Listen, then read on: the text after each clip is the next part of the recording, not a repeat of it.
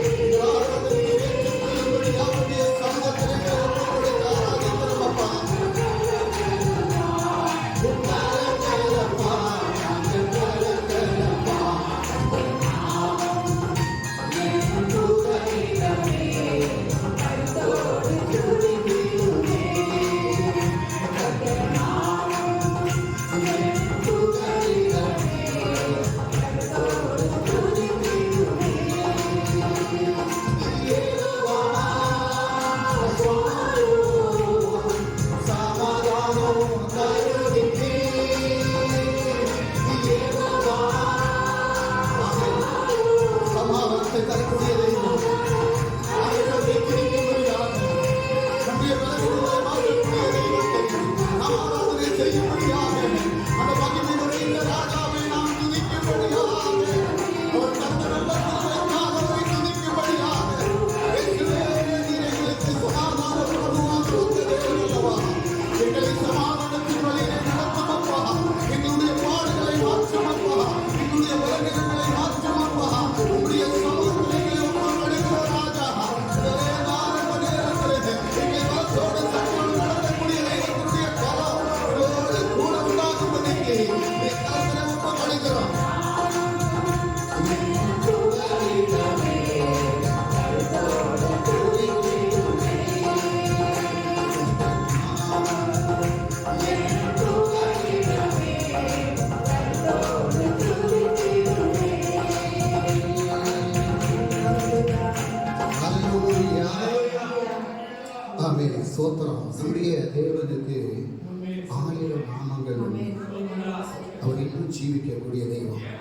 எத்தனை பேர் விசுவசிக்கிறீங்க? ஹல்லேலூயா. அவர் இங்கே ஜீவிக்கிறார். அவர் என்னோடு பேசக்கூடிய தெய்வம், என்னுடைய ஜெபத்தை கேட்கக்கூடிய தெய்வம். ஆமென், ஸ்தோத்திரம். உடைந்து போன என் வாழ்வை சீரமைக்கக்கூடிய தேவன். ஹல்லேலூயா. என் சத்துருக்களுக்கு முன்பாக எனக்கு ஒரு பந்தியை ஆயத்தப்படுத்தக்கூடிய தேவன். எனக்கு ரட்சிப்பின் வஸ்திரத்தை உடுத்து வைத்த தெய்வம். அந்த ஆரோனுடைய கோல் தனித்தது போல உருண்ட கோலை மறுபடியும் திறக்க வைக்கக்கூடிய தெய்வம்.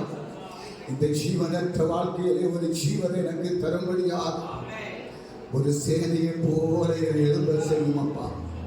ஆமென், ஸ்தோத்திரம். பார்வோன் இஸ்ரவேல் ஜனங்களுக்கு விரோதமாக எழும்பி வந்த போது அந்த பார்வோனுடைய சேனையை தகர்த்து ஸ்தோத்திரம் அவனை முழுவதுமாக மூழ்கடித்து இஸ்ரவேல் ஜனங்களை எழும்ப செய்த தெய்வம் இன்னும் அவர் ஜீவிக்கிறார். ஜீவனுள்ள தெய்வத்தை ஆராதனை செய்யும்படியாக நம் தேவனுடைய சமூகத்தில் எழுந்து நின்று கர்த்தரை ஆராதிக்கிறார்.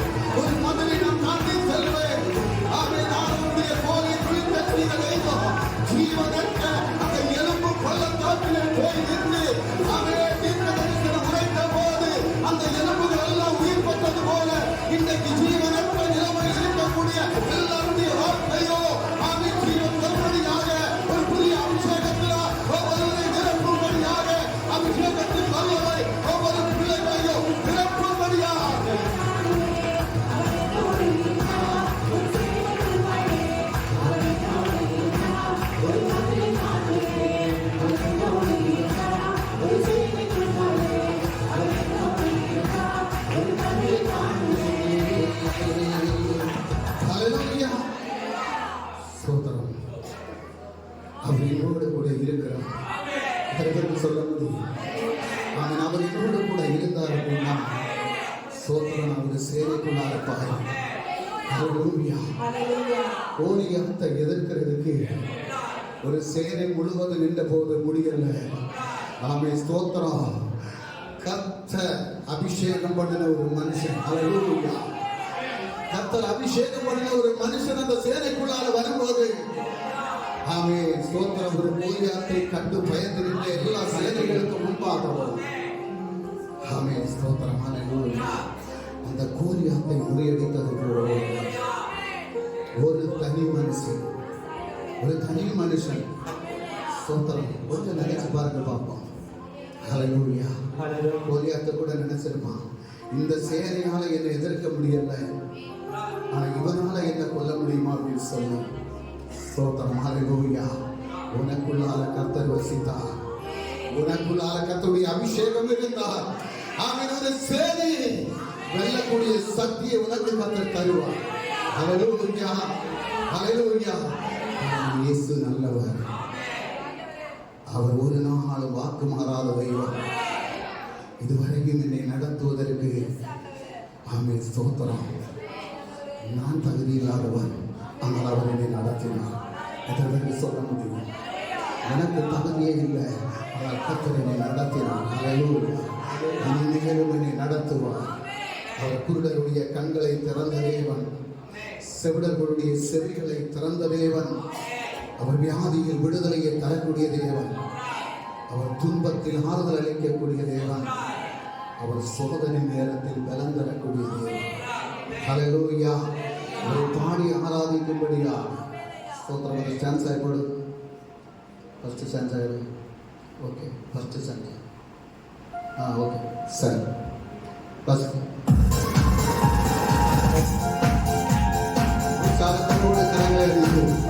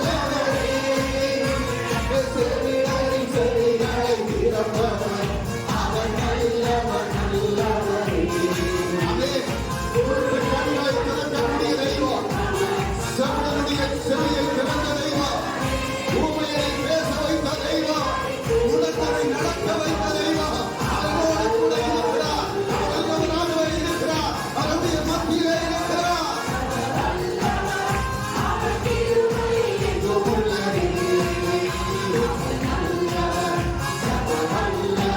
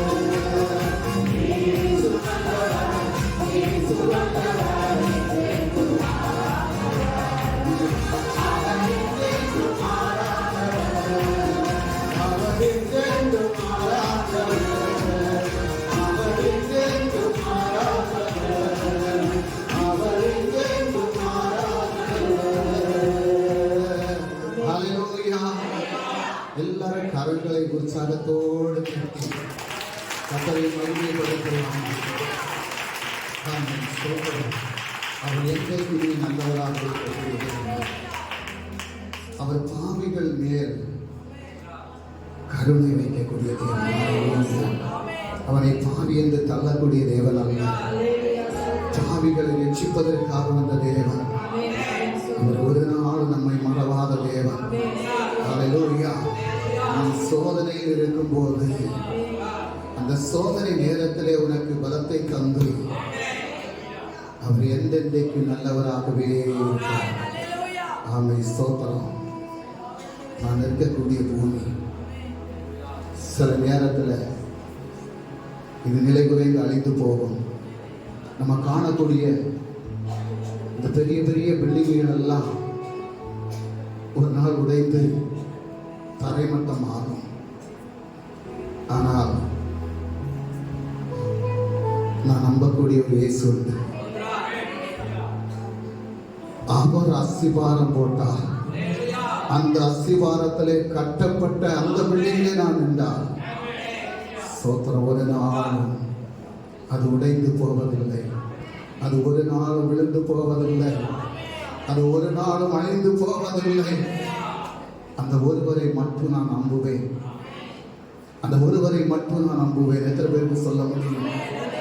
இயேசுவை மட்டும் நான் நம்புவேன் என்று சொல்லி இந்த பாடலை பாடி நாம் கர்த்தரை மகிமைப்படுத்தலாம்.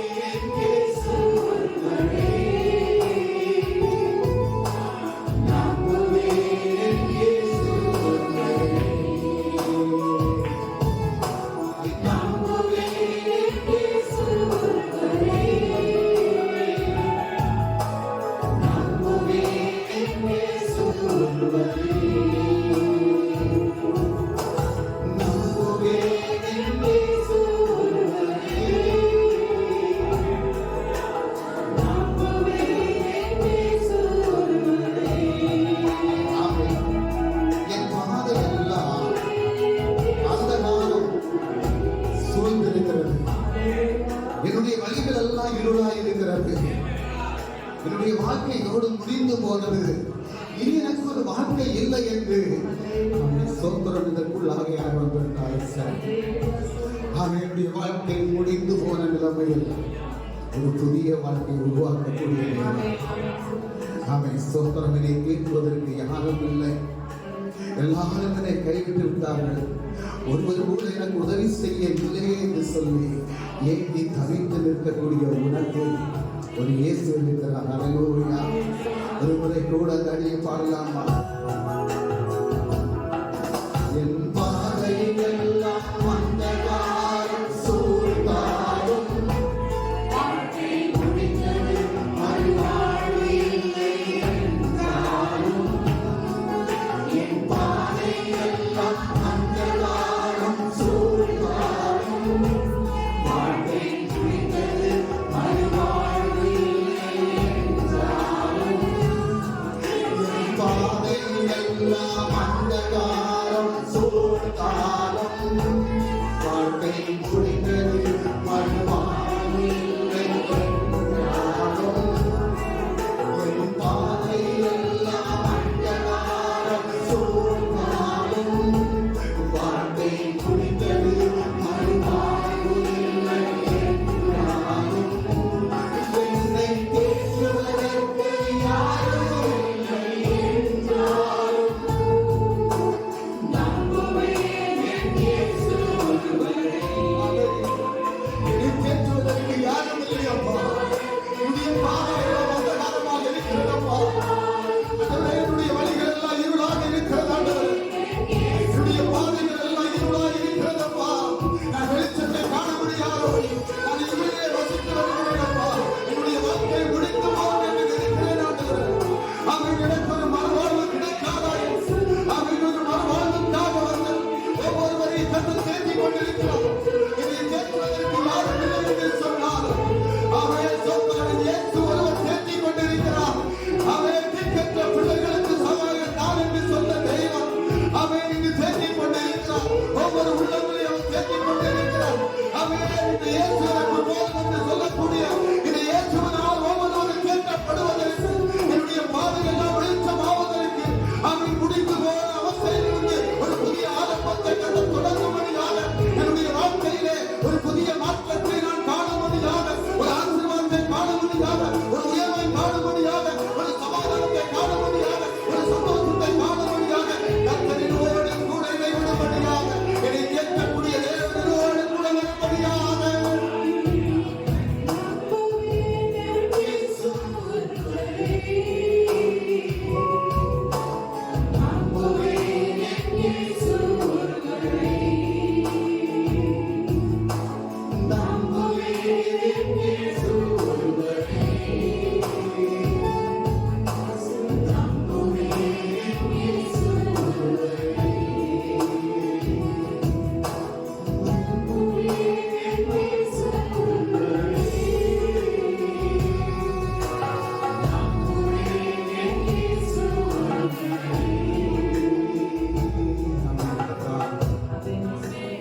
எங்களை கேட்கக்கூடிய தெய்வம், எங்களுக்கு ஒரு புதிய வாழ்க்கையை தரக்கூடிய தெய்வமே, எங்களுடைய இருளை எல்லாம் மாற்றி எங்களை வெளிச்சத்தின் பிள்ளைகளாக மாற்றக்கூடிய தெய்வமே, அந்த ஆரோனுடைய போர் துணித்தது போல என்னுடைய இருளடைந்த வாழ்க்கையை மறுபடியும் பிரகாசமாக விதமாக ஒவ்வொரு பிள்ளைகளையும் கர்த்தாவே தொடும்படியாக, உடைய பரிசுத்த கரை தொடும்படியாக, ஆணிப்பாடுள்ள கரை தொடும்படியாக, அந்த கல்வாரி இரத்தம் கொண்டு ஒவ்வொருவரையும் கழுவி சுத்திகரிக்கும்படியாக கூட குடைகளை விடுமாப்பா.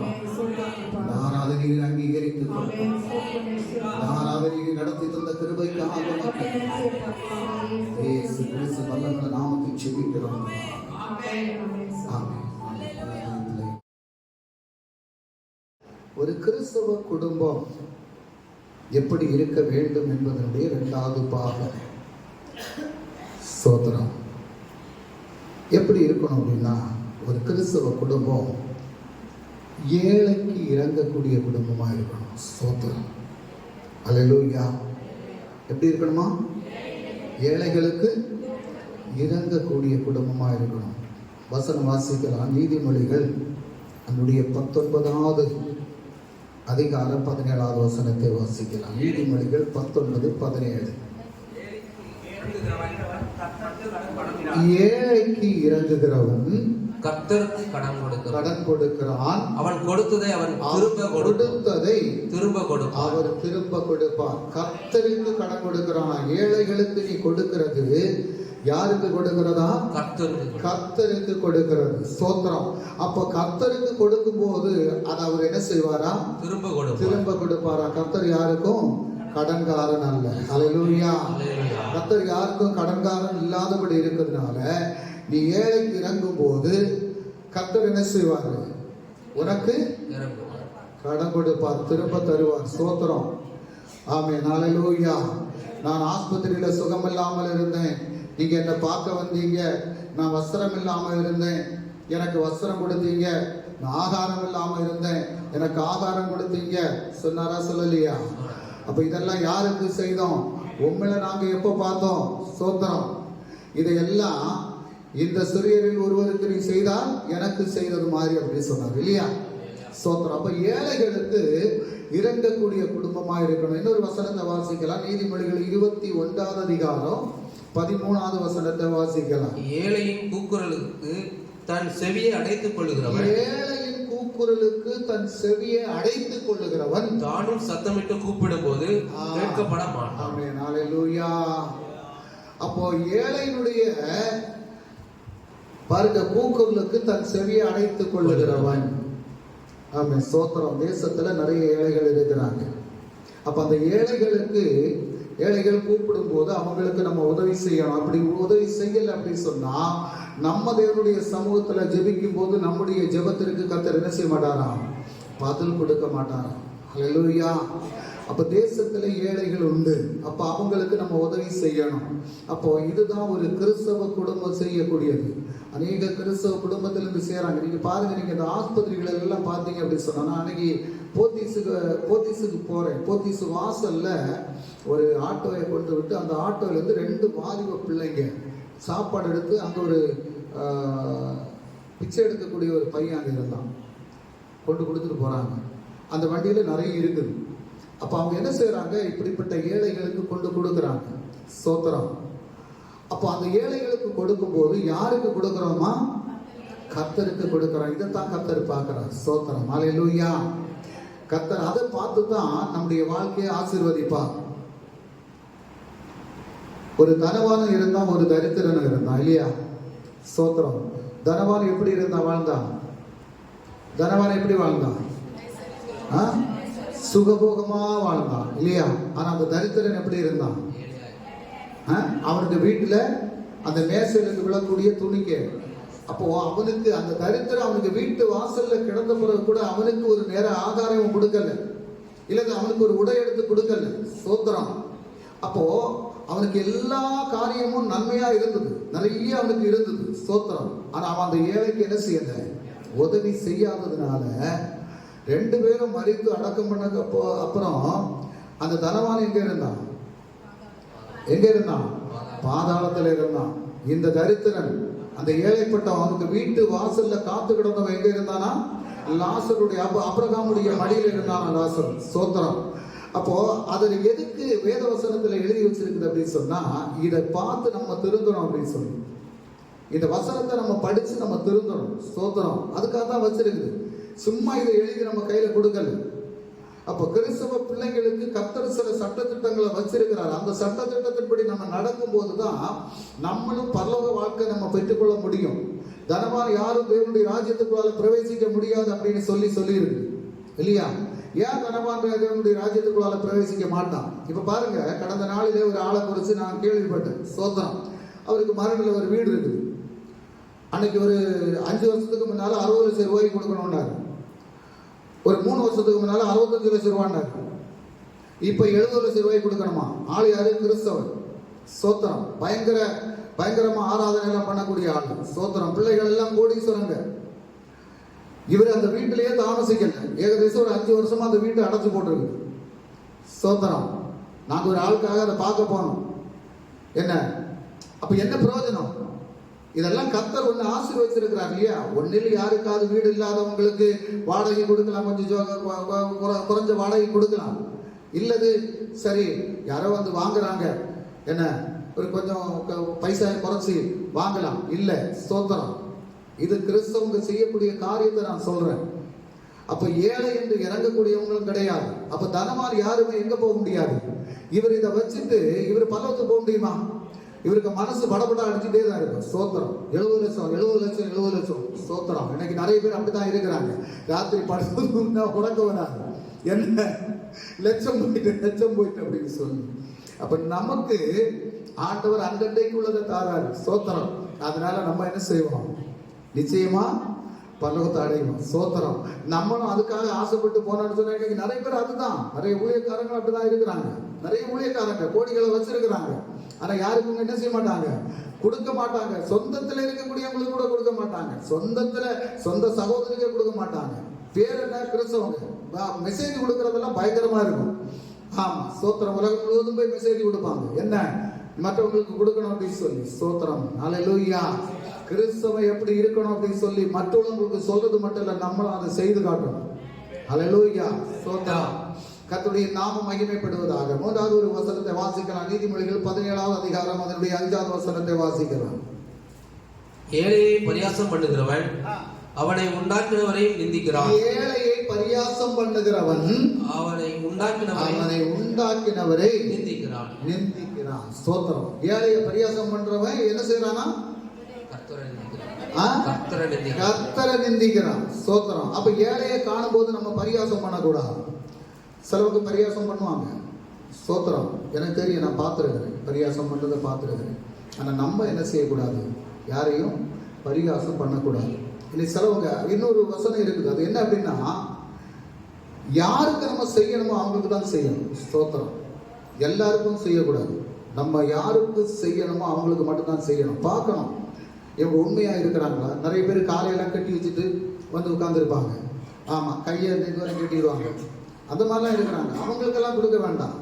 என்ன நல்லா நடக்கக்கூடியவங்க இருக்கிறாங்க. அப்படி இல்லை, கண்ணு தெரியாத குருடர். ஸ்தோத்திரம். வேலை செய்து சாப்பிட முடியாத விதத்துல இருக்கக்கூடியவங்க. ஸ்தோத்திரம். இந்த வயிற்றுல ஃபர்ஸ்ட் அந்த இதுல சிக்னல்ல ஒரு நிற்பான். அவனுக்கு 2 கையும் இதுக்கு மேல இல்லை, 2 கையும் இல்லை. ஸ்தோத்திரம். அவன் வந்து இப்படி தட்டி காசு வாங்குவான். ஸ்தோத்திரம். அவனுக்கு யாராவது கொடுக்கல அப்படின்னா அவங்கள திட்டிகிட்டே போவான். ஆனா என்ன செய்வான்? இந்த காசை கொண்டு போய் நேர பிராண்டி கடையில் தான் கொடுப்பான். ஸ்தோத்திரம். அப்படியும் ஒரு குண்டை இருக்கு. அதனால நம்ம யாருக்கு கொடுக்கணுமோ அவங்களுக்கு மட்டும் தான் கொடுக்கணும். ஸ்தோத்திரம். ஆனா ஏழைகளுக்கு கொடுக்கணும். இது கர்த்தர் நமக்கு தந்திருக்கக்கூடிய கட்டளை. அந்த கட்டளைக்கு நம்ம கீழ்ப்படவே செய்யணும். ஹல்லேலூயா.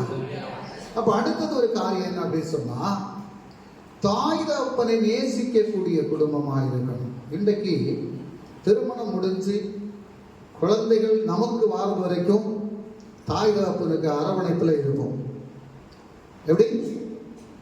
திருமணம் முடிஞ்சு குழந்தைகள் பிறக்கிற வரைக்கும் தாய் தகப்பனுக்கு அரவணைப்புல இருப்போம். அதுக்கப்புறம் என்ன செய்வோம்? அதாவது பறவைகளுக்கு அதுக்கு பறக்கிறதுக்குள்ள வயசு வந்தோடனே என்ன ஆயிரும்? பறந்து ஓடிடும். அது மாதிரிதான் இன்னைக்கு நிறைய குடும்பத்துல. ஸ்தோத்திரம். பிள்ளைகளுக்காக இப்போ சியாமலாவுக்கு ஒரு குழந்தை இப்ப பிறந்திருக்கு இல்லையா? அந்த குழந்தை அழுதா, அது ராத்திரி தூங்கலைன்னா, அந்த தாயும் தூங்காம இருந்து அந்த குழந்தை அழுதுன்னு சொன்னா, அதை எப்படியாவது அதுக்கு அழுகையை அமர்த்தி அதுக்கு என்ன தேவை இருக்குது அதை கொடுத்து அதை எப்படியெல்லாம் பராமரித்து அதை வளர்த்து கொண்டு வந்துட்டு, அது தாய்க்கு பிரயோஜனம் இல்லைன்னா, தாய் தகப்பனுக்கு பிரயோஜனம் இல்லைன்னா வளர்த்து என்ன பிரயோஜனம்? ஸ்தோத்திரம். ஹல்லேலூயா. நிறைய குடும்பங்கள் அப்படிதான் இன்னைக்கு. ஆமா, இதெல்லாம் மறந்துடும் நம்ம. ஸ்தோத்திரம். ஏன்னா இப்ப நமக்கு என்ன ஆச்சு? பறக்கிறதுக்கு சிறகு வளர்ந்தாச்சு. அப்ப பறக்கிறதுக்கு இந்த சிறக வளர்த்துறதுக்கு அவங்க என்ன செய்தாங்க? தாய் தகப்பன் என்ன செய்தாங்கன்னு சிந்திக்கிறது கிடையாது. நிறைய கிறிஸ்தவ குடும்பத்துல தான் இது இருக்குது. சோத்திரம். ஆமா, சிறக்குற அது பறக்கிறதுக்கு சிறகு வாரதுக்கு முன்னாடி அந்த அந்த சிறகை வளர்க்கறதுக்கு இவங்க என்ன பாடுபட்டாங்கன்னு தெரியாது. அது சிறகடிச்சு பறக்க ஆரம்பிச்ச உடனே போயிடும். சோத்திரம். ஹல்லேலூயா. நீதிமொழிகள் 23வது அதிகாரம் 22வது வசனத்தை படிங்க.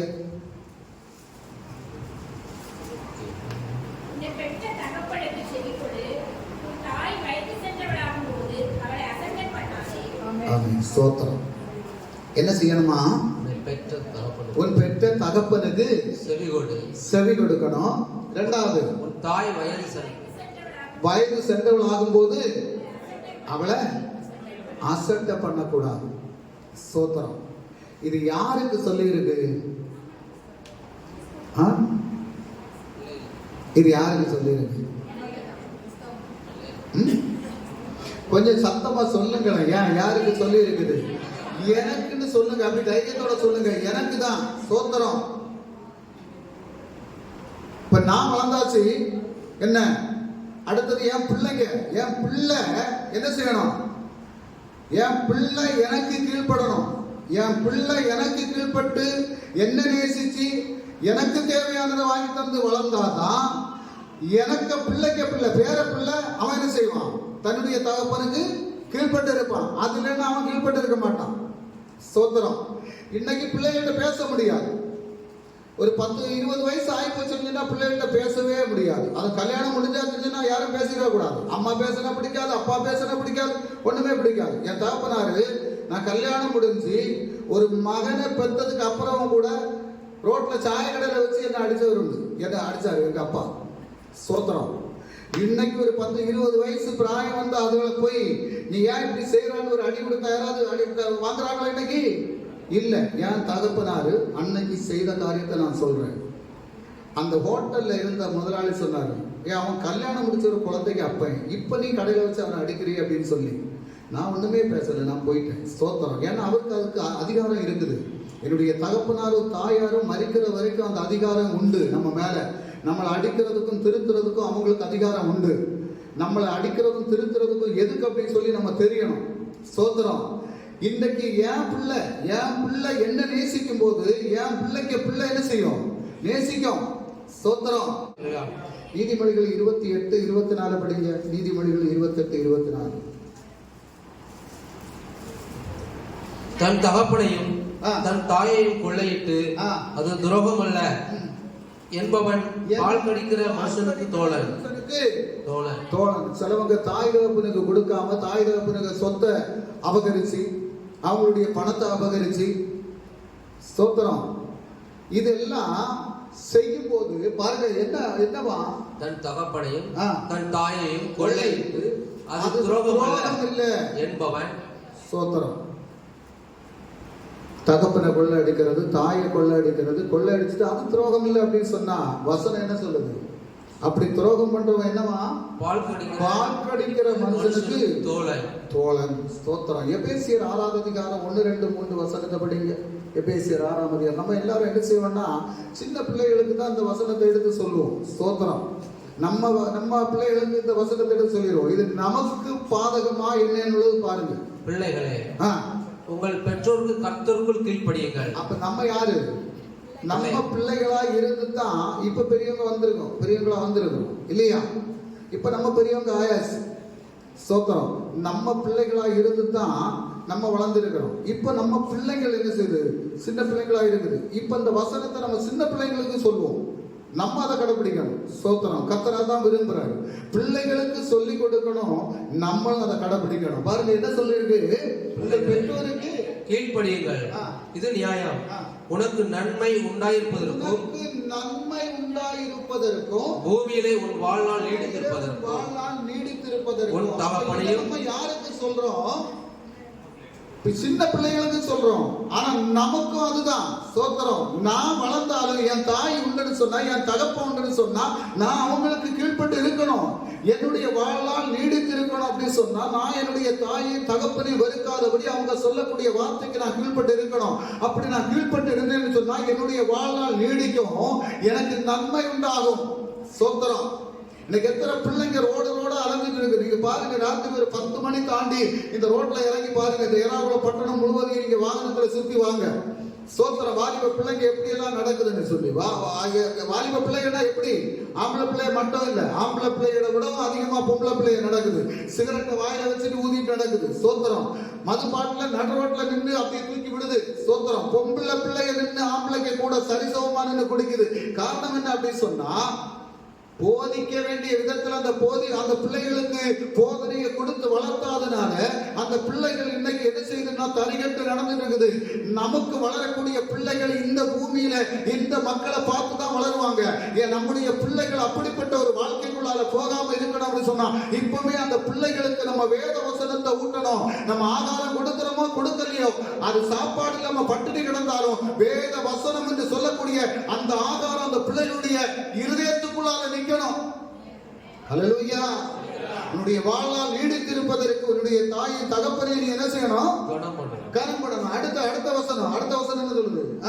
உன் தகப்பனையும் உன் தாயையும் கனம் பண்ணுவாயாக என்பதே வாக்குத்தத்தம் உள்ள முதலாம் கற்பனையாய் இருக்கு. இது முதலாவது கற்பனை, கர்த்தர் கொடுக்கக்கூடிய கற்பனை. ஸ்தோத்திரம். ஒவ்வொரு பிள்ளைகளுக்கும் ஒவ்வொரு தாய் தகப்பன்மாருக்கும் கர்த்தர் கொடுக்கக்கூடிய கற்பனை. ஸ்தோத்திரம். இன்னைக்கு நம்ம வளர்ந்துட்டோம் அப்படின்னு சொன்னா, நம்ம பிள்ளைகள் நம்ம வளரும் போது நம்ம தாய் தகப்பனை நம்ம அசட்டை பண்ணோம் அப்படின்னு சொன்னா நம்முடைய பிள்ளைகளும் அசட்டை பண்ணும். ஸ்தோத்திரம். இப்ப நான் எல்லாம் என் தாய் தகப்பனை நான் அவங்கள துன்புறுத்தவே இல்லை. ஸ்தோத்திரம். துன்புறுத்தவே இல்லை. நிறைய பேர் தாய் தகப்பனை துன்புறுத்தி வேதனைப்படுத்தி இந்த மாதிரிலாம் செய்யக்கூடியவங்க இருக்கிறாங்க. ஸ்தோத்திரம். ஹல்லேலூயா.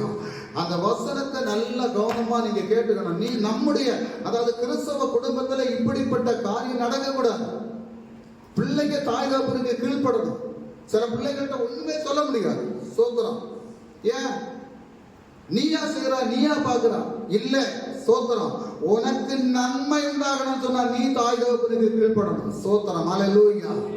உனக்கு நன்மை உண்டாகணும், உன்னுடைய வாழ்நாள் நீடித்திருக்கணும் அப்படின்னு சொல்லி விரும்பக்கூடிய தாய் தகப்பனுக்கு முன்பாக அவங்க சொல்லக்கூடிய வார்த்தைக்கு நீ கீழ்ப்படும் போது உனக்கு நன்மை உண்டாகும். ஹல்லேலூயா. அதனால உன்னை ஒப்பு கொடுக்கணும் தேவனுடைய சமூகத்துல. நீதிமொழிகள் 20வது அதிகாரம் 20வது வசனத்தை வாசிங்க. 20வது அதிகாரம் 20வது வசனம்.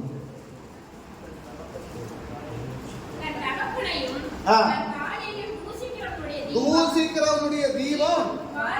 தூசிக்கிறதுன்னா என்ன? இன்னைக்கு நம்ம இதுல யூடியூப்ல எல்லாம் பார்த்தோம்னா நிறைய காரியங்கள் வரும். தாய் தகப்பனை பார்க்காம, தாய் தகப்பனை அடிச்சு வெளியே விரட்டுறது, சாப்பாடு கொடுக்காம இருக்கிறது, நிறைய குடும்பங்களை நடக்குது. ஸ்தோத்திரம். பாருங்க, வசனம் சொல்லுது, தன் தகப்பனையும் தன் தாயையும் தூசிக்கிறவன், தகப்பனை தூசிக்கிறவன், தாயை தூசிக்கிறவன், அவனுடைய தீபம் காரில் அணைந்து போகுமா. ஸ்தோத்திரம். அப்ப தகப்பனையும் தாயையும் என்ன செய்யக்கூடாது? தூசிக்க கூடியவனா இருக்கக்கூடாது. ஸ்தோத்திரம். ஹல்லேலூயா. வசனத்துக்கு கீழ்ப்படணும். நம்ம வசனத்தை படிச்சு அந்த வசனத்திற்கு நம்ம கீழ்ப்படணும். தன்னுடைய தாயும் தகப்பனும், அந்த தாயும் தகப்பனும் சொல்லக்கூடியது தெய்வத்துக்கு அடுத்து உள்ளவங்க. ஸ்தோத்திரம். அப்ப அவங்க கஷ்டப்படும் போது, அவங்க வேதனைப்படும் போது அது உனக்கு என்னவா இருக்கும்? சாபமா வரும். ஹல்லேலூயா. அப்ப தாயின் தகப்பனை நீ என்ன செய்யணுமா? கனம் பண்ணணும். ஸ்தோத்திரம். தாயின் தகப்பனை நீ கனம் பண்ணக்கூடியவனா மாறணும். நீ தாயின் தகப்பனை நீ கனம் பண்ணினேன்னு சொன்னா உன்னுடைய வாழ்க்கை ஆசீர்வதிக்கப்படும். உன்னுடைய வாழ்க்கையில நன்மை உண்டாகும். உனக்கு நல்ல ஆரோக்கியம் வரும். ஸ்தோத்திரம். உன்னுடைய தலைமுறைகள் ஆசீர்வதிக்கப்படும். ஸ்தோத்திரம். ஹல்லேலூயா. அப்ப தெய்வ சமூகத்துல வரக்கூடிய தெய்வ பிள்ளைங்க ஒவ்வொருவரும் கர்த்தருடைய பிள்ளைங்க என்ன செய்யணுமா? தாய் தகப்பனுக்கு கீழ்பட்டு இருக்கணும். மூன்றாவது காரியம், ஸ்தோத்திரம், மூன்றாவது காரியம், இது ഏറ്റവും பிரதானப்பட்ட காரியம். நிறைய குடும்பங்கள்ல இன்னைக்கு கிறிஸ்தவ குடும்பங்கள்ல நடக்கக்கூடிய காரியம். ஸ்தோத்திரம். ஆமென். ஹல்லேலூயா. ஆனா ரட்சிக்கப்பட்டு ஸ்நானப்பட்ட குடும்பங்கள்ல இந்த காரியம் நடக்கவே கூடாது. காரணம், கர்த்தருடைய வசனம் அதை கண்டித்து உணர்த்துகிறது. கர்த்தருடைய வசனம் கண்டித்து உணர்த்தும் போது அந்த வசனத்திற்கு நம்ம கீழ்ப்படணும். இல்ல அப்படின்னு சொன்னா நம்முடைய வாழ்க்கை மட்டுமல்ல, நம்முடைய தலைமுறைகளுடைய வாழ்க்கை அது சீரழிந்து போகும். பாருங்க, மதுபானத்தையும் பெருந்தீனியையும் வெறுக்கணும். என்ன செய்யணுமா? மதுபானத்தையும் பெருந்தீனியையும் வெறுக்கணும். ஸ்தோத்திரம். ஹல்லேலூயா. நீதிமொழிகள் 23வது அதிகாரம் அதனுடைய 20-21 வசனம் படிங்க. மதுபான பிரியரையும் ஆ. மாம்ச பெருந்தீனிக்காரரையும் சேராதே. மதுபான பிரியரையும் மாம்ச பெருந்தீனிக்காரனையும் சேராதேன்னு சொல்லியிருக்கு. ஸ்தோத்திரம். மதுபானத்தையும் குடிக்க கூடாது, மாம்ச பெருந்தீனி. சிலவங்க எப்ப பார்த்தாலும் அதுதான். ஸ்தோத்திரம். சாப்பிட்டாலும் அவங்களுக்கு ஆர்த்தி தீராது. ஆமா, என்னத்தையும் சாப்பிட்டாலும் சரி ஆர்த்தி தீராது. ஸ்தோத்திரம். கண்டதையும் கடியனும் எல்லாத்தையும் தின்னணும். இருக்க மோகன்சிலாச சொன்ன ஒரு காரியம் சிரிப்பாக வருது. ஆமென். ஸ்தோத்திரம். ஆமென். அளவுக்கு மிஞ்சி போனா சாப்பிடக்கூடாது. பிறகு என்ன செய்யணும்? ஆஸ்பத்திரிலாம் போய் கிடக்கணும். அப்ப என்ன செய்யணுமா? பெருந்தீனி இருக்கக்கூடாது. ஸ்தோத்திரம்.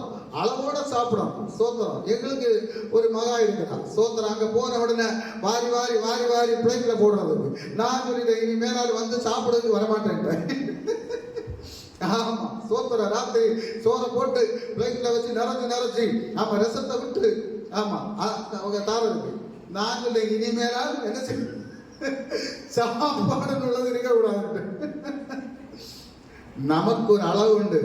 ராத்திரி எவ்வளவு சாப்பிடணும், மத்தியானம் எவ்வளவு சாப்பிடணும், நம்ம வயசுக்கு தகுந்தபடிதான் சாப்பிடணும். ஸ்தோத்திரம். அப்ப அந்த பெருந்தீனி சரி அது கிடைக்குது இது கிடைக்குது நம்ம எல்லாத்தையும் சாப்பிடக்கூடாது. அதுல கிறிஸ்தவங்க இதுல ரொம்ப கவனமா இருக்கணும். ஸ்தோத்திரம். ஹல்லேலூயா. இல்லைன்னா என்ன செய்யணும்? ஆஸ்பத்திரிக்கு கொண்டு கொடுக்க வேண்டிய வரும். அடுத்தது ஒரு வசனத்தை வாசிக்கலாம். நீதிமொழிகள் 21:17 படிங்க. 21:17. சிற்றின்ப பிரியன் தரித்திரனாவான். மதுபானத்தையும் எண்ணெயையும் விரும்புகிறவன் ஐஸ்வர்யவான் ஆவதில்லை. அப்ப ஐஸ்வர்யவான் ஆகாதபடி இருப்பதற்கு தடை வருகிறது எது? என்ன? சிற்றின்பமும் மதுபானமும். ஆமா. ஸ்தோத்திரம். கோடீஸ்வரன் நடக்கிறான், அது போல நானும் நடக்கணும்னு சொன்னா அது கர்த்தருக்கு பிரியமில்லாத காரியம். எனக்கு என்ன தகுதி இருக்கு? ஸ்தோத்திரம். எனக்கு என்ன தகுதி இருக்கு? அந்த தகுதிக்கு தகுந்தபடி தான் நான் நடக்கணும். ஸ்தோத்திரம். ஹல்லேலூயா. அப்ப சிற்றின்பம் என்ன? அப்படி செய்யணும், இப்படி செய்யணும், அதை செய்யணும், இதை செய்யணும், அதெல்லாம் வேண்டாம். நமக்கு என்ன தகுதி இருக்கு அந்த தகுதிக்கு தகுந்தபடி பாருங்க. மதுபானத்தையும் எண்ணெய் விரும்புகிறவன் ஐஸ்வர்யவான் ஆவதில்லை. ஹல்லேலூயா. இனி ஒரு வசனம் இருக்கு பாருங்க. நீதிமொழிகள் 23வது அதிகாரம் அதனுடைய 29 முதல் 33 வரை உள்ள வசனம் படிங்க. யாருக்கு வேதனை, யாருக்கு வேதனை, யாருக்கு துக்கம், யாருக்கு சண்டைகள், யாருக்கு புலம்பல், யாருக்கு காரணமில்லாத காயங்கள், யாருக்கு ரத்தம் கலங்கின கண்கள், மதுபானம் இருக்கும் இடத்திலே தங்கி தரிப்பவர்களுக்கும் கலப்புள்ள சாராயத்தை நாடுகளுக்கும் தானே. இன்றைக்கு நிறைய கிறிஸ்தவ குடும்பத்துல என்ன, கிறிஸ்துமஸ் வந்தா இல்லது ஈஸ்டர் பண்டிகை வந்தா இல்லது புது வருஷம் வந்தா குடும்பமா இருந்து மதுபானத்தை விட்டு வச்சு நல்ல விதவிதமா சாப்பாடை வச்சு சாப்பிடக்கூடிய அநேக கிறிஸ்தவ குடும்பம் இருக்கு. ஸ்தோத்திரம். ஹல்லேலூயா. அதனாலதான் அது பாத்திரத்துல பளபளப்பா இருந்து அது நம்ம இழுக்கும். இந்த கண்ணு கொண்டு அதை பார்த்தோம்னா அது இழுக்கும் நம்மள. ஸ்தோத்திரம். அப்ப நீ என்ன செய்யக்கூடாது? அதை பார்க்க கூடாது. ஸ்தோத்திரம். அதை நீ பார்த்தியன்னா என்ன ஆவாயா? நீ மெதுவா இறங்கும், முடிவிலே அது பாம்பை போல் கடிக்கும். அது எப்படி என்ன செய்யுமா? பாம்பை போல் கடிக்கும். பாம்பை போல கடிக்கும். விரியனை போல் தீண்டும். விரியனை போல தீண்டும். ஸ்தோத்திரம். ஹல்லேலூயா. அது எப்படி இருக்குமா?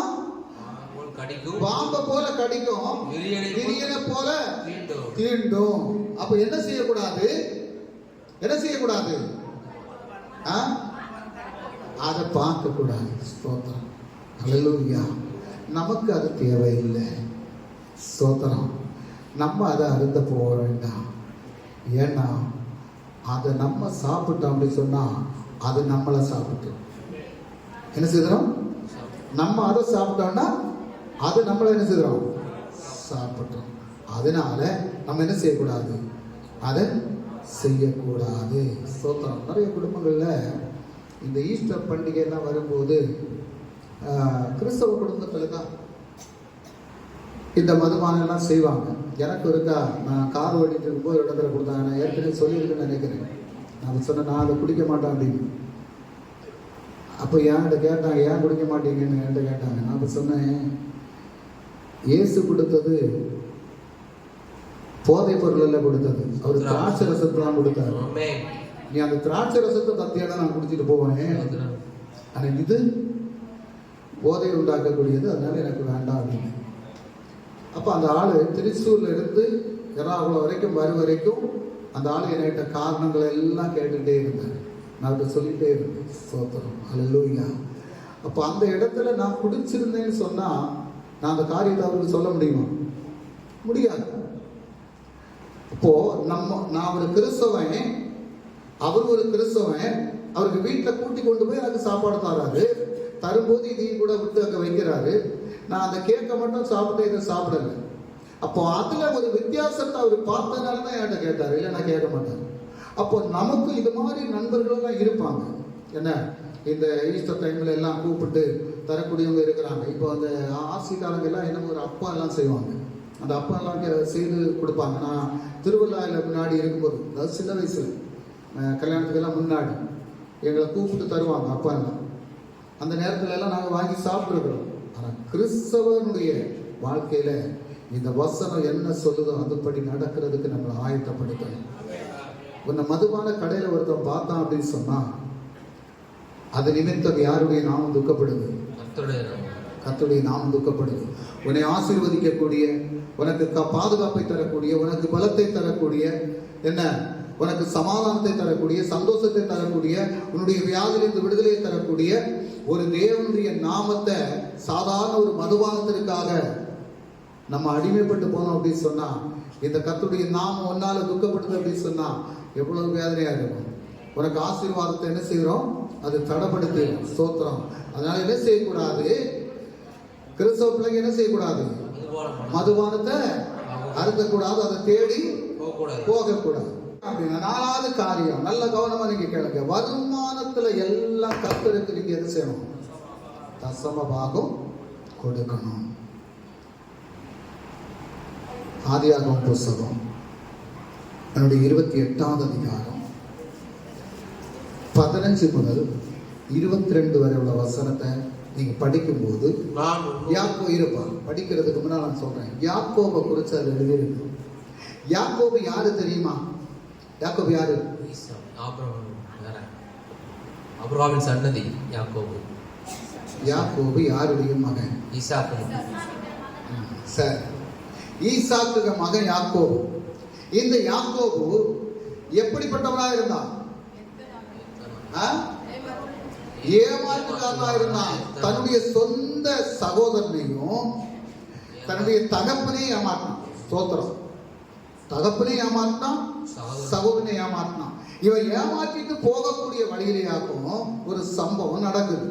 என்ன நடக்குது? வாசிக்கலாம். 15வது வசனம் முதல் வாசிக்கலாம். நான் உன்னோடு இருந்து நீ போகிற இடத்திலெல்லாம் உன்னை காத்து இந்த தேசத்துக்கு உன்னை திரும்பி வர பண்ணுவேன்.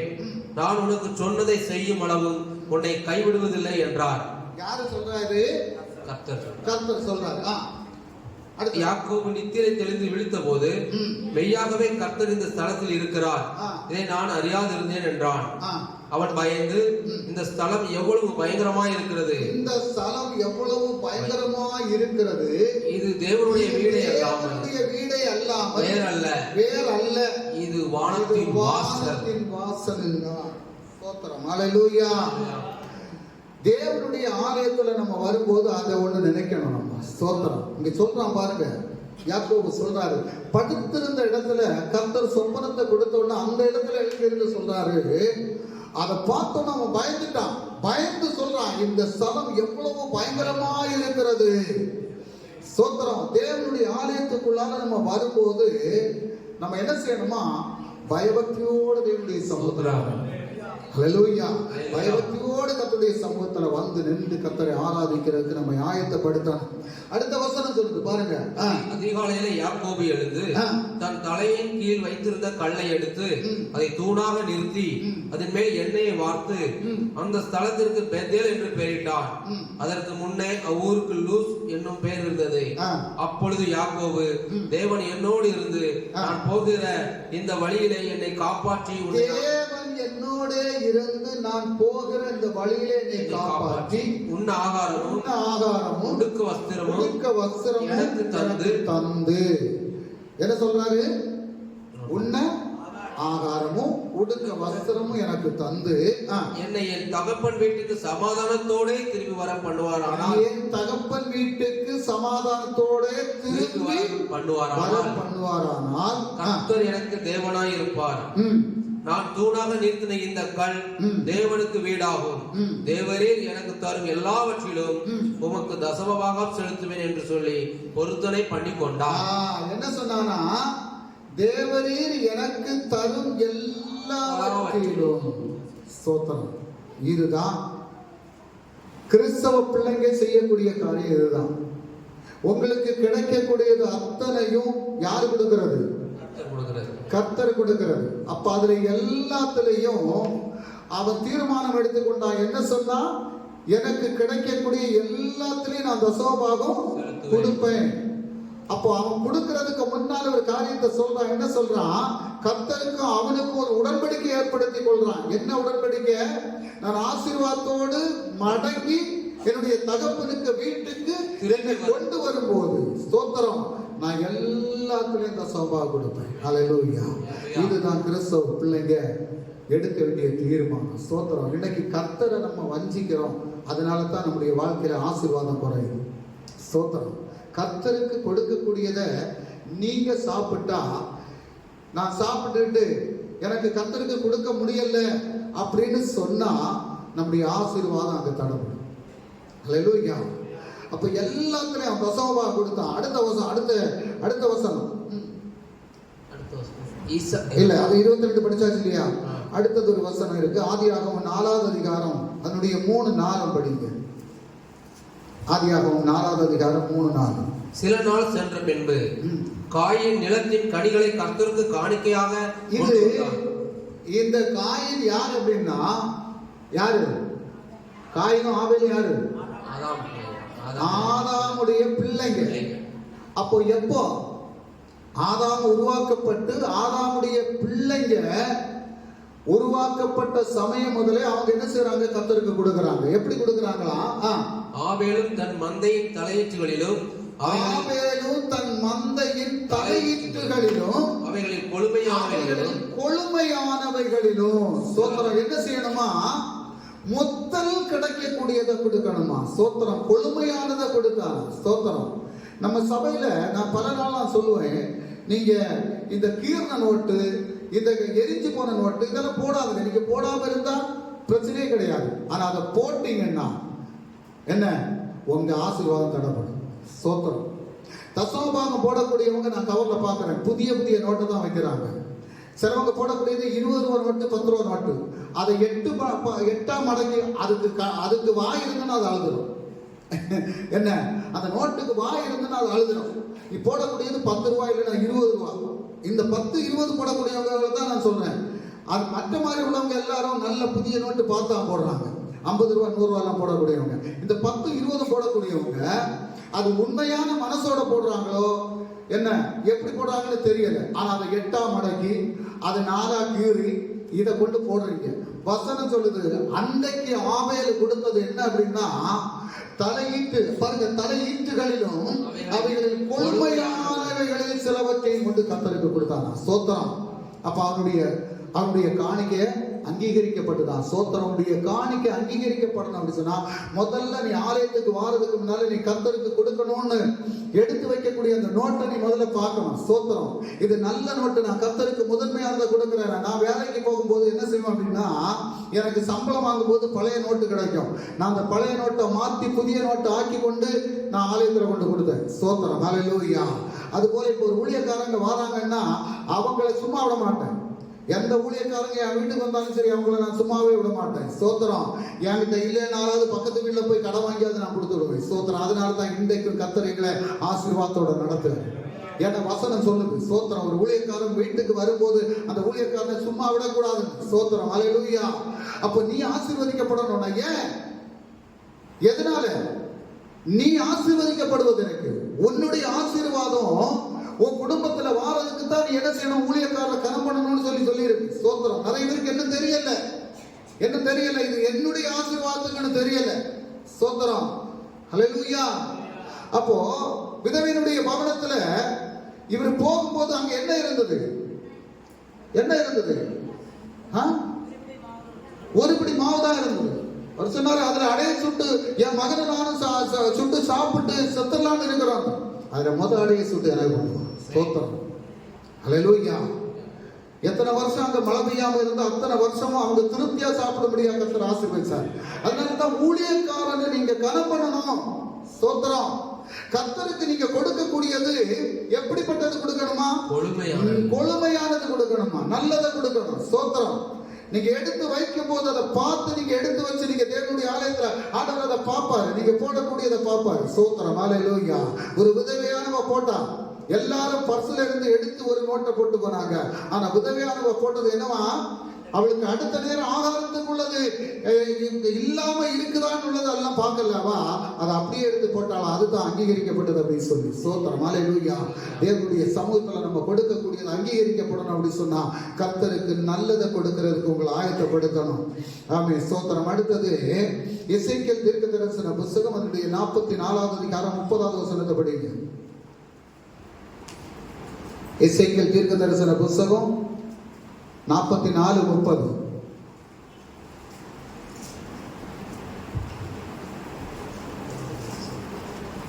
எடுக்கலையா? அது கொஞ்சம் கஷ்டமா இருக்கும். சகலவித முதற் கனிகளில் எல்லா முந்தின பலனும் நீங்கள் காணிக்கையை செலுத்தும் எவ்விதமான பொருட்களும் ஆசாரியர்களுடையதா இருப்பதாக. உங்கள் வீட்டில் ஆசீர்வாதம் தங்கும்படிக்கு நீங்கள் பிசைந்த மாவில் முதல் பாகத்தையும் ஆசாரியனுக்கு கொடுக்க கடவீர்கள். என்ன சொல்லிருக்கு?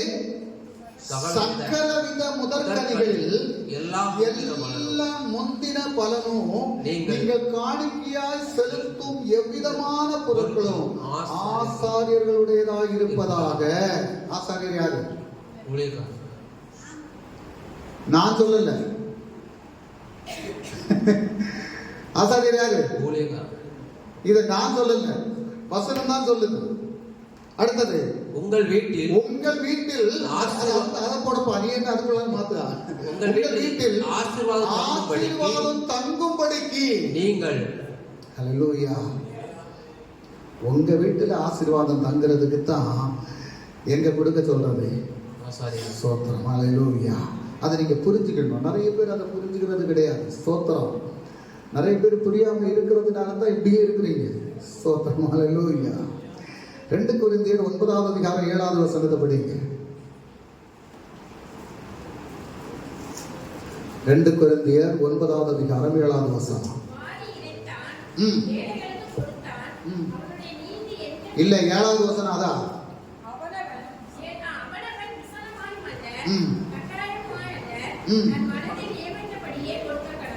எப்படி கொடுக்கணுமா? வருத்தத்தோட நீங்க போடாதுங்க, வசனத்தோட போடாதுங்க. கர்த்தருக்கு கொடுக்கக்கூடிய சந்தோஷமா கொடுங்க. ஸ்தோத்திரம், ஆமென், ஸ்தோத்திரம், ஹல்லேலூயா. நீங்க வருத்தத்தோட வசனத்தோட நீங்க கொடுத்தீங்கன்னா அதனால உங்களுக்கு என்ன இல்லை? ஆசீர்வாதம் இல்லை. ஆனால் நீங்க கொடுக்கும்போது சந்தோஷத்தோட உற்சாகத்தோட நீங்க கொடுத்தா நிச்சயமா உங்களுக்கு ஆசீர்வாதம். ஹல்லேலூயா. அப்ப எத்தனை காரியம் சொன்னேன்?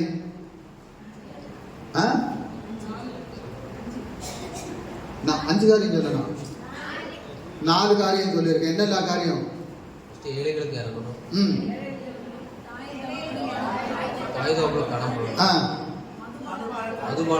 இருக்கக்கூடாது. அடுத்தது தசபாகம். இனி ஒரு காரியம் இருக்கு. கிறிஸ்தவ குடும்பத்துல மாமியார் மருமகள் எப்படி இருக்கணும் அப்படின்னு சொல்லி ஒரு காரியம், அதுவும் கூட தெரிஞ்சுக்கணும் நீங்க. ஏன்னா இது 2025 இப்பதான் ஆரம்பிச்சிருக்குது. அதை இப்ப நான் சொன்னேன்னா தான் நீங்க மனம் திரும்பி ஆசீர்வாதத்தை பெற்றுக்கொள்றதுக்கு உங்களை ஆயத்தப்படுத்தீங்க. இல்லை அப்படின்னு சொன்னா இந்த 2025 எல்லாம் மனம் திரும்பணும். என்ன குறைவு இருக்குதோ அதெல்லாம் மாறும். ஸ்தோத்திரம். ரூத்தினுடைய சரித்திரத்தை நம்ம படிக்கிறோம் இல்லையா? வேத புஸ்தகத்துல வச்சிருக்கு. இந்த ரூத்தினுடைய சரித்திரத்தை எதுக்கு வேத புஸ்தகத்துல எழுதி வச்சிருக்கு அப்படின்னு சொன்னா ஒரு மாமியார் மருமகள் எப்படி இருக்கணும் அப்படின்னு உள்ளத தெரிந்து கொள்ளணும். சோத்திரம். நான் பயங்கர பிரார்த்தனைக்காரி. ஹalleluya ஹalleluya ஹalleluya. சத்தம் பயங்கரமா வரும். என்ன அந்நிய பாஷை. அடுத்தது வேத வசனத்தை விடாம படிப்போம். ஆனா மாமியாரு மருமகளை நேசிக்காது, மருமகள் மாமியாருக்கு கீழ்ப்படாது. சோத்திரம். ஆமா, ஞாயிற்றுக்கிழமை ஆனா பைபிளை தூக்கிட்டு நீ எங்க போற? நான் சர்ச்சுக்கு போறேன். சோத்திரம். அதல்ல. ரூத்தினுடைய சரித்திரத்தை நம்ம படிச்சு பார்க்கணும். அதுக்குத்தான் வேத புத்தகத்தில் அது எழுதி வச்சிருக்குது. ஒரு நகோமி தன்னுடைய 2 மகனையும் இழந்துட்டான். 2 மருமக்களும் இருக்கிறாங்க. திருமணம் முடிக்கும் போது எல்லாரும் உடன்படிக்கை சொல்றீங்க. என்ன சொல்றீங்க? சுகத்திலும் துக்கத்திலும் என்ன என்ன சொன்னீங்க? இப்பதானே கல்யாணம். வாழ்விலும் தாழ்விலும் மரணம் நம்மை வேறு பிரிக்கும் வரைக்கும். சோத்திரம். அப்படித்தானே சொன்னீங்க. இப்ப என்ன ஆயிப்போச்சு? நகோமியுடைய 2 பிள்ளைகளும் இறந்து போனாங்க. இப்ப ரூத்தும் இருக்கிறா, ஓர்பாலும் இருக்கிறா. அப்ப நகோமி சொல்றா, அம்மா நீங்க சின்ன வயசா இருக்கிறீங்க, நீங்க ஏன் கூட வர வேண்டாம், அதனால நீங்க உங்களுக்கு ஒரு புருஷனை தேடிட்டு போங்க அப்படின்னு சொல்லி. ஆனா ஓர்பால் என்ன செய்தா? சரி அப்படின்னு சொல்லி மாமியார்கிட்ட அனுவாதம் வாங்கி போயிட்டான். ஆனா ரூத் என்ன சொன்னா தெரியுமா? நீங்க படிங்க. ரூத் 1ஆவது அதிகாரம் 14 முதல் 18 வரை உள்ள வசனத்தை படிங்க. படிக்கணும். அப்பொழுது அவர்கள் சத்தமிட்டு அதிகமாய் அழுதார்கள். ஓர்பால் தன் மாமியை முத்தமிட்டு போனாள். ரூத்தோ அவளை விடாமல் பற்றி கொண்டாள். அடுத்த வசனம். அப்பொழுது அவள், இதோ உன் சகோதரி தன் ஜனங்களிடத்திற்கும் தன் தேவர்களிடத்திற்கும் திரும்பி போய்விட்டாளே, நீயும் உன் சகோதரியின் பிறகே திரும்பி போ என்றாள். அதற்கு ரூத், நான் உம்மை பின்பற்ற. இதுதான் ஒரு கிறிஸ்தவ குடும்பத்துல வந்து ஏறக்கூடிய ஒரு மருமகள் செய்யக்கூடிய காரியம். அதுதான் சோத்திரம். ஒரு கிறிஸ்தவ பிள்ளைக்கு கர்த்தர் கொடுக்கக்கூடிய வார்த்தை இதுதான். என்ன சொல்றா? ரூத், நான் உம்மை பின்பற்றாமல் உம்மை விட்டு திரும்பி போவதை குறித்து என்னோட பேச வேண்டாம். நீ போகும் இடத்திற்கு நானும் வருவேன், நீர் தங்கும் இடத்திலே நானும் தங்குவேன். உம்முடைய ஜனம் என்னுடைய ஜனம், உம்முடைய தேவன் என்னுடைய தேவன். சோத்திரம். உடன்படிக்கை எடுத்து புருஷனுக்கு வீட்டுக்கு வந்தாச்சு அப்படின்னு சொன்னா அந்த மாமியாரோட மருமகள் எப்படி இருக்கணும் அப்படின்னு உள்ளதை முதல்ல தெரிந்து கொள்ளணும். சோத்திரம். அல்லேலூயா. அது மாதிரி மாமியார் மருமகள்கிட்ட எப்படி இருக்கணும்னு தெரியணும். சோத்திரம். உன்னுடைய சொந்த மகளை நீ எப்படி நேசிக்கிறாயோ அதே போல உன் வீட்டுல வரக்கூடிய மருமகளை நீ நேசிக்கணும். உன் சொந்த மகளுடைய காலில் ஒரு முள்பட்டா நீ வேதனை அடையிறியே, அதே போல உன் மருமகளுடைய காலில் ஒரு வேதனை வந்தா நீ அவங்க வேதனை அடையணும். சோத்திரம். அப்படி இருக்கணும் மாமியார். பாருங்க, மாமியார் மருமகளுக்கு என்ன செய்யறா? அந்த மருமகள் அந்த மாமியாரை நேசிச்சதுனால, அந்த மாமியாருக்கு கீழ்பட்டு இருந்ததுனால, அந்த மருமகளுக்காக மாமியார் என்ன செய்யறா? பாருங்க, வசனத்தை படிங்க. உம்மை பின்பற்றாமல் உம்மை விட்டு திரும்பி போவதை குறித்து என்னோட பேச வேண்டாம். நீ போகும் இடத்திற்கு நானும் வருவேன், நீ தங்கும் இடத்திலே நானும் தங்குவேன். உம்முடைய ஜனம் என்னுடைய ஜனம், உம்முடைய தேவன் என்னுடைய தேவன். நீர் மரணமடையும் இடத்தில் நானும் மரணமடைந்து அடக்கம் பண்ணுவேன். சோத்திரம். அல்லேலூயா. உன்னை திருமணம் முடிச்சு ஒரு புருஷனுக்கு திருமணம் முடிச்சு நீ வீட்டுக்கு வந்துட்டீன்னா நீ மரணப்படுறது எங்க? புருஷனுடைய இடத்துல. அல்லேலூயா.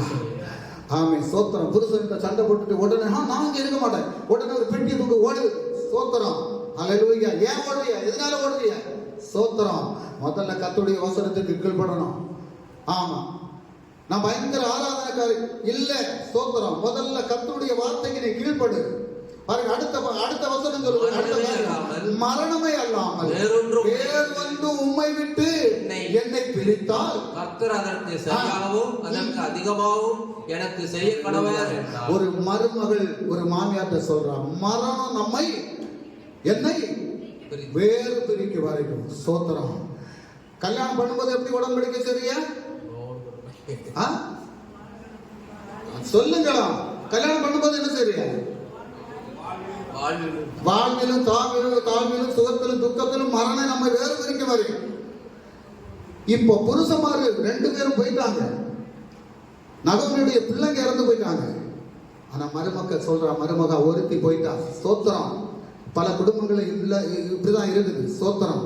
கர்த்தரை அறிந்து கொண்ட, கர்த்தருக்கு கீழ்ப்படக்கூடிய, கர்த்தருக்கு பயப்படக்கூடிய அந்த ரூத்து சொன்னது, நகோமிட்ட சொன்னா, மரணம் நம்மை வேறு பிரிக்க வரைக்கும் நான் உங்களோட தான் இருப்பேன். ஸ்தோத்திரம். நீங்க அந்த ரூத்தினுடைய சரித்திரத்தை நீங்க பார்த்தீங்க அப்படி சொன்னா, அந்த மருமகளுக்காக அந்த தாயார் செய்த வேலை, ஸ்தோத்திரம், அவளுக்கு மறுபடியும் ஒரு மணமகனை ஏற்படுத்தி கொடுத்து, ஸ்தோத்திரம், ஒரு குழந்தைக்கு தாயாகி அந்த குடும்பத்துல தான் இயேசு கிறிஸ்து பிறந்தார். ஸ்தோத்திரம். ஹல்லேலூயா. எத்தனை பேர் நீங்க படிச்சு பார்த்துருக்கீங்கன்னு எனக்கு தெரியாது. போய் இருந்து அதை படிங்க. ஸ்தோத்திரம். ஹல்லேலூயா. ஒவ்வொரு குடும்பத்திலையும் மாற்றங்கள் வரணும் அப்படின்னு சொன்னா, ஒவ்வொரு குடும்பத்திலையும் கர்த்தர் ஆசீர்வதிக்கணும் அப்படின்னு சொன்னா, நீங்க என்ன செய்தாலும் சரி, கர்த்தருடைய வார்த்தைக்கு நீங்க கீழ்ப்படும் போது மட்டும்தான் உங்களுடைய வாழ்க்கையில ஆசீர்வாதம், தெய்வத்தினுடைய ஆசீர்வாதம். ஸ்தோத்திரம். இந்த வருஷத்துல மாறணும். இந்த 2025 புதிய வருஷம் உங்களுக்கு எல்லாருக்கும் ஒரு புதிய வருஷம், ஒரு வருஷமா மாற்றணும். ஒரு புதிய நாளா மாறணும். உங்களுடைய வாழ்க்கை ஆசீர்வதிக்கப்படணும். உங்களுக்குள்ளால தெய்வ பயம் வரணும், தெய்வ பக்தி வரணும். ஒவ்வொருக்குள்ளாலையும் கர்த்தர் வைத்திருக்கக்கூடிய ஆசீர்வாதத்தை நீங்க சுதந்திரித்துக் கொள்வதற்கு உங்களை ஆயத்தப்படுத்தணும். கடைசியாக ஒரு காரியத்தை சொல்லி, அவன் நேரம் இல்லை, ஸ்தோத்திரம், கடைசியாக ஒரு காரியத்தை சொல்லி நான் முடிக்க போறேன். கடைசியாக நம்ம என்ன செய்யணுமா? சாட்சியாகவும் நன்மை செய்கிற குடும்பமாகவும் இருக்கணும். கலாத்தியர் 6ஆம் அதிகாரம் 9-10 வசனம் வாசிக்கலாம். சீக்கிரம் வாசிங்க. கலாத்தியர் 6:9-10. அடுத்தது எபிரேயர் 13:16. யாராவது எடுத்தவங்க படிங்க. யாக்கோபு 4:7. நன்மை செய்கிறதில் சோர்ந்து போகாமல் இருப்போமாக. நாம் தளர்ந்து போகாதிருந்தால் ஏற்ற காலத்தில் அறுப்போம். நன்மை செய்யக்கூடியவங்களா இருக்கணும். அடுத்த வசனம் 10வது வசனம். ஆகையால் நமக்கு கிடைக்கும் சமயத்திற்கு தக்கதாக யாவருக்கும் விசேஷமாக விசுவாச குடும்பத்தார்களுக்கும் நன்மை செய்ய கடவோம். ஸ்தோத்திரம். யாருக்கெல்லாம்? விசுவாச குடும்பத்துக்கு நன்மை செய்யணும். இல்லாதவங்களுக்கு நன்மை செய்யணும். இல்லாதவங்களுக்கு கொடுக்கணும். இதுதான் கர்த்தர் நமக்கு கொடுக்கக்கூடிய கட்டளை. அடுத்தது எபிரேயர் 13:16. எபிரேயர் 13:16. அடுத்தது யாக்கோபு 4:7.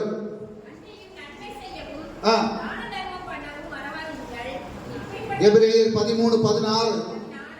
அன்றியும் நன்மை செய்யவும். நீங்க வாசிச்சது சரிதான். இல்ல, இவன் போட்டதை நான் சொன்னேன். ஓகே, படிங்க. நன்மை செய்யவும் தான தர்மம் பண்ணவும் மறவாதிருங்கள். இப்படிப்பட்ட பலிகளின் மேல் தேவன் பிரியமாயிருக்கிறார். யாக்கோபு 4:17. ஆகையால் யாக்கோபு 4:17. ஆதலால் ஒருவன் நன்மை செய்ய அறிந்தவனாயிருந்தும் அதை செய்யாமல் போனால், ஒருவன் நன்மை செய்ய அறிந்தவனாய் இருந்தும் அதை செய்யாமல் போனால் அது அவனுக்கு பாவமாயிருக்கும். ஹல்லேலூயா. நான் முதல்ல சொன்னேன். ஸ்தோத்திரம். கர்த்தருடைய வசனத்தை நம்ம படிக்கிறோம், போட்டி போட்டு படிக்கிறோம், பிரச்சனையே கிடையாது. ஆனா வசனத்தை படிக்கக்கூடிய நீங்க வசனத்தின்படி நடக்கிறதுக்கு உங்களை ஆயத்தப்படுத்தணும். இனி ஒரு மாமியார் மருமகளுக்கு வீட்டிலேயே என்ன இருக்கக்கூடாது? சண்டை இருக்கக்கூடாது. மருமகளை மாமியாருக்கு மருமகா கீழ்பட்டு இருக்கணும். ஸ்தோத்திரம். ஹல்லேலூயா. நிறைய குடும்பங்கள் அது இல்லை. இன்னைக்கு நிறைய குடும்பங்கள்ல இல்லை. ஸ்தோத்திரம். ஒரு குடும்பம் 2 குடும்பம் இல்லை, நிறைய குடும்பங்கள்ல இல்லை. ஆமென். நமக்கு எல்லாரும் எழுந்து நிற்கலாம். இன்னைக்கு கேட்ட வசனத்தை அப்படியே நினைவு வைங்க. ஒரு பாட்டை பாடி கர்த்தரை நாம் மகிமைப்படுத்த போகிறோம். ஸ்தோத்திரம். ஹல்லேலூயா.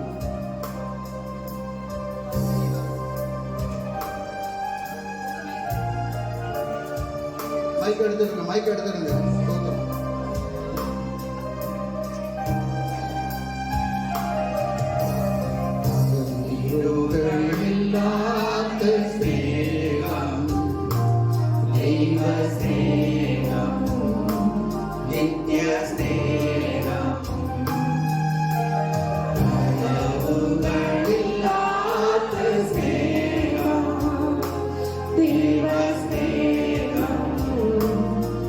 Yes.